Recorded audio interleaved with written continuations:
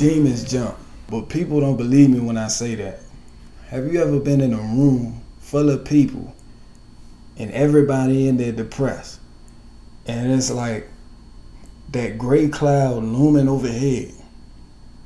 And it's like you start to feel depressed yourself. Or you may be in a room full of angry people. You even gonna want to do one or two things. You either want to get angry with them or you want to leave. It's as simple as that. But it's imperative we watch the company we keep, because spirits do transfer.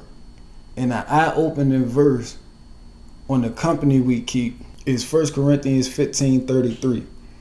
It reads, "Be not deceived. Evil communication corrupts good manners." So bad company corrupts good morals. And it's like we all know that one person that we may get around and is able to blur our vision when we focus on this narrow path, this walk. And this person may do it unknowingly, unintentionally, but still they're doing it. And there's certain people you may get around that you change when you're around them. One minute you like this for that group of people, the next minute you over there and you a whole nother person. And scripture say a double-minded man is unstable in all his ways. So if you want to hang with people who aren't on the same path as you, then you got to understand with that comes consequences. As I've stated previously, time and time again, it's certain people we hang with that cause the Father to withdraw his presence from us. If you ever heard that expression, hang around 4 broke people, you gonna be the 5th one. Scriptures say, Proverbs 13:20, "He that walketh with the wise becomes wise, but a companion of fools will be destroyed." Surround yourself with like-minded people, people on the same mission as you. Stop trying to fit in. We ain't called to fit in. We called to be set apart. Proverbs 21:16 reads, "Whoever strays from the path of understanding shall remain in the congregation of the dead." So how you know when you stray from the path of understanding? What can lead one to the path of understanding? We already know Proverbs 1:7 says, "The fear of the Most High is the beginning of knowledge, but fools reject wisdom and instruction." But Psalms 119:104 says, "Through thy precepts I gain understanding." So what are precepts? Precepts are general rule intended to regulate behavior or thought. And that's what we have from Torah. Torah, they translate meaning law, but really means instruction, teachings. So if you want to hang around people who don't hold to the same morals, values, codes, and lifestyle as you, then you are at risk. And stop thinking you can go in there and save everybody. Everybody can't be saved. Even the Messiah said, "Leave them alone, for they be blind leaders of the blind. And if the blind lead the blind, both of them going to fall into a ditch." So by you putting the cape on, thinking you can go and talk to a group of people who have no interest in what you're talking about whatsoever, but you still want to run with these people and do what these people do. You want to smoke, you want to drink, you want to go out and party. And you think that the Father will still be in your life, still have a hand that'll aid you in whatever you do, that you will still be a child of the Most High. You got another thing coming. Now this is for people that's new in the truth. This for the people who are really starting to grasp the magnitude of this truth. And that is, the more you grow in your walk, the less people you're going to want to be around.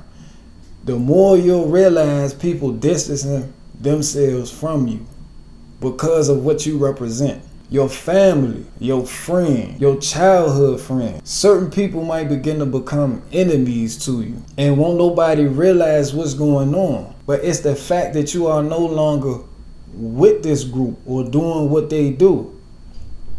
Now you changing.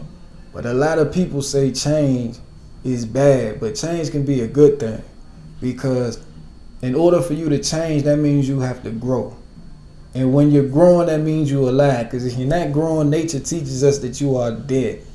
If it takes for somebody to gossip or somebody smoking for you to want to be around that person, then them ain't your friend. If it takes you having to go buy a 6-pack to go chill with that person, then them ain't your friends. If y'all can't carry on an intelligent conversation and conduct yourselves with some type of scruples, some type of morals, like children of the Most High, then that's somebody you really don't need to be around. Now, when speaking to people, yeah, you speak. We love our family dearly. But some things they do, I got some unruly cousins I don't want to be around. So I'm not around them.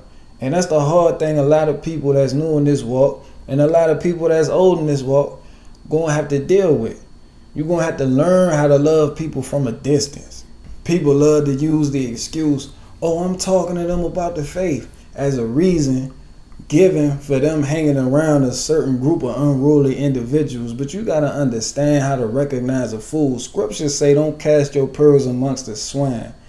Proverbs 18:2 says, fool has no pleasure in understanding, but only in expressing their opinions. And some of these people you be talking to, you'll realize that the more you talk, the further away their mind wanders. Eyes glaze over. They get a faraway look in their eyes.